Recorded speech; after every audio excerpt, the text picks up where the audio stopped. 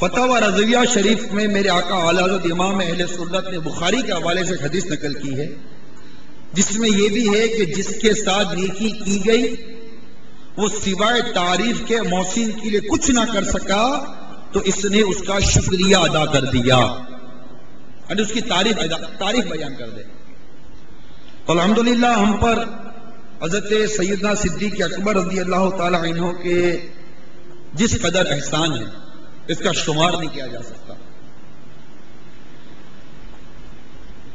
آج 22 جمادی الاخر 1429 سے ہجری ہے۔ دعوت اسلامی کی عالمی مدنی مرکز فیضان مدینہ میں حسب معمول شب جمعہ کو ہونے والا ہفتہ وار اجتماع میں ہم شریک ہیں، اور آج وہ بابرکت و مبارک رات ہے کہ آج کی رات یہ صدیق اکبر رضی اللہ تعالی عنہ کی رات منائی جاتی ہے، کیونکہ آپ کا وصال ظاہری 22 جمادی الاخر کو ہوا اور آج 22 جمادی الاخر ہے۔ اس مناسبت سے آج کے اس بیان میں حضرت سیدنا صدیق اکبر رضی اللہ تعالی عنہ کی پیاری پیاری مبارک سیرت پر چند باتیں بیان کرنے کی کوشش کروں گا۔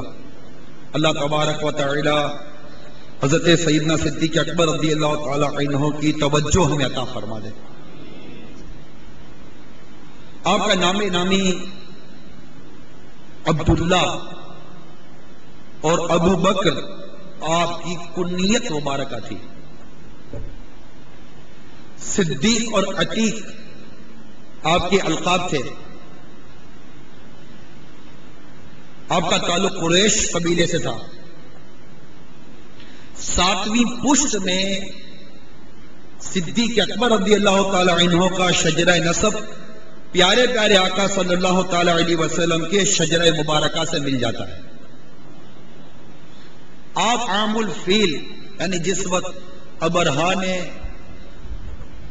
کعبۃ اللہ شریف کو ڈھانے کے لیے حملہ کیا تھا اور ابابیل کے پرندوں سے ہاتھی والوں کو ہلاک کیا گیا، اس واقعے کو عام الفیل کہا جاتا ہے۔ تو آپ عام الفیل کے 2.5 برس کے بعد مکہ مکرمہ میں آپ کی ولادت ہوئی۔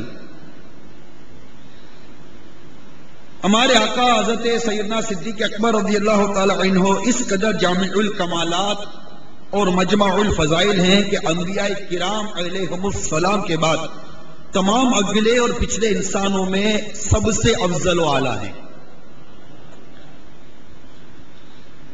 ہمارے آقا حضرت سیدنا صدیق اکبر رضی اللہ تعالی عنہ وہ خوش نصیب ہیں کہ اسلام قبول کرنے والے آزاد مردوں میں سب سے پہلے آپ ہی کا نام آتا ہے۔ آپ کے قبول اسلام کا واقعہ بھی بڑا ہی پیارا ہے۔ چند واقعات مورخین نے لکھے ہیں، ان میں سے ایک واقعہ عرض کرتا ہوں۔ چنانچہ اعلان نبوت سے قبل ہمارے آقا مدینے والے مصطفیٰ صلی اللہ تعالی علیہ وسلم اور عاشق اکبر حضرت سیدنا صدیق اکبر رضی اللہ تعالی عنہ کے درمیان بہت اچھے مراسم تھے، تعلقات پہلے سے اچھے تھے۔ ایک دوسرے کے پاس آمد و رفت، نشست و برخاست تھی۔ اہم معاملے میں آپس میں صلح و مشورے کا بھی معمول رہتا تھا۔ کئی تجارتی سفر جو کہ بیرون ملک بھی پیش آئے، ان میں بھی سیدنا صدیق اکبر رضی اللہ تعالی عنہ کو میرے آقا صلی اللہ تعالی علیہ وسلم کی صحبت نصیب ہوئی۔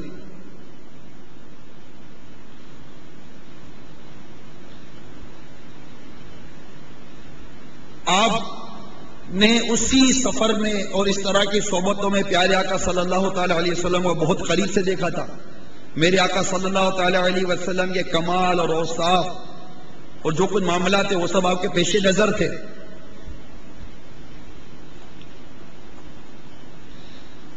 چنانچہ ایک رات صدیق اکبر رضی اللہ تعالی عنہ نے خواب دیکھا کہ چاند مکہ مکرمہ میں اترا ہے اور تمام گھروں میں اس کی روشنی پھیل گئی. اس چاند کا ایک ٹکڑا اس چاند کا ایک ایک ٹکڑا ہر گھر میں گر رہا ہے. پھر آپ نے دیکھا کہ چاند کے بکھرے ہوئے ٹکڑے یکجا ہو گئے اور وہ مکمل چاند ان کی گود میں آ گیا. اہل کتاب کے کسی عالم سے آپ نے اس خواب کی تعبیر پوچھی تو اس نے بتایا کہ وہ نبی آخری زمان صلی اللہ تعالی علیہ وسلم جس کی آمد کے ہم منتظر ہیں، وہ جس کے ظہور کی گھڑی بالکل قریب آ گئی ہے، وہ اب ظاہر ہوگا اور آپ اس کی اطاعت کو پیروی کریں گے اور ان کی اطاعت کی برکت سے آپ سارے جہاں میں سعید ترین شخص ہوں گے.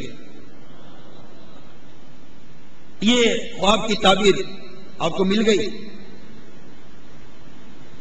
تو اب جو ہی میرے آقا صلی اللہ تعالی علیہ وسلم نے اعلان نبوت فرمایا تو میرے آقا حضرت سیدنا صدیق اکبر رضی اللہ تعالی عنہ نے بلا ادنا تأمل میرے آقا صلی اللہ تعالی علیہ وسلم کی دعوت اسلام کو لبیک کہا اور مسلمان ہو گئے، دائرہ اسلام میں داخل ہو گئے. کوئی تامل نہیں ہوا آپ کو. میرے آقا مدینے والے مصطفیٰ صلی اللہ تعالی علیہ وآلہ وسلم کا یہ ارشاد نقل ہے کہ آپ صلی اللہ تعالی علیہ وسلم فرماتے ہیں میں نے جس کو بھی اسلام قبول کرنے کی دعوت دی تو اس کا پاؤں پھسلا اور وہ تشویش میں مبتلا ہوا، غور و فکر کرنے لگا سوائے ابو بکر کے کہ اس نے نہ تردد کیا اور نہ جھجکا. یہ آپ کے قبول اسلام کا بہت ہی عمدہ واقعہ ہے. میرے میٹھے پیارے اسلامی بھائیوں، سرکار مدینہ راحت قلب و سینہ صلی اللہ تعالی علیہ وسلم کے وصال ظاہری کے بعد صحابہ کرام علیہم رضوان نے آپ کے ہاتھ پر بیعت کی. آپ خلیفۃ الرسول، خلیفۃ المسلمین، خلیفہ اول مقرر ہوئے. 2 برس 3 ماہ 11 دن صدیق اکبر رضی اللہ تعالی عنہ کا مبارک دور خلافت رہا. اور میں نے پہلے ہی بیان کر دیا ہے کہ 22 جمادی الاخر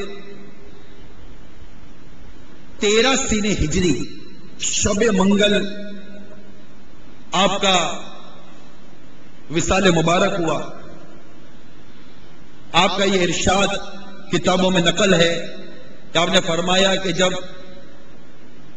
میرا انتقال ہو جائے تو مجھے آقا کی بارگاہ میں لے جانا، اگر وہاں اجازت مل جاتی ہے تو وہیں تدفین کر دینا، ورنہ جو وصیت اس پر عمل کیا جائے.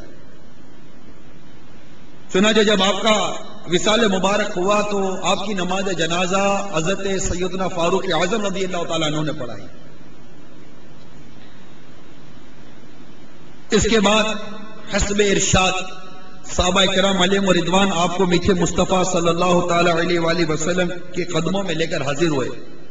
حجرہ منورہ کے باہر عرض کی السلام علیکہ یا رسول اللہ ھذا ابو بکر. آپ پر سلام ہو یا اللہ کے رسول، یہ ابو بکر ہے. یہ عرض کرتے ہی پیارے آقا صلی اللہ تعالی علیہ وآلہ وسلم کے در دولت کا دروازہ مبارکہ خود بخود کھل گیا اور تمام حاضرین نے قبر انور سے کچھ اس طرح کی آواز سنی ادخلوا الحبیب الی الحبیب، یعنی حبیب کو حبیب سے ملا دو. صلو علی الحبیب صلی اللہ تعالی علی محمد. اس طرح میرے آقا صدیق اکبر رضی اللہ تعالی عنہ جو یار غار تو تھے یار مزار بھی بن گئے. جیسا کہ آپ نے پہلے سنا کہ آپ کے دو لقب تھے، صدیق اور عتیق. ان دونوں لقب کی بھی کچھ وجوہات ہیں.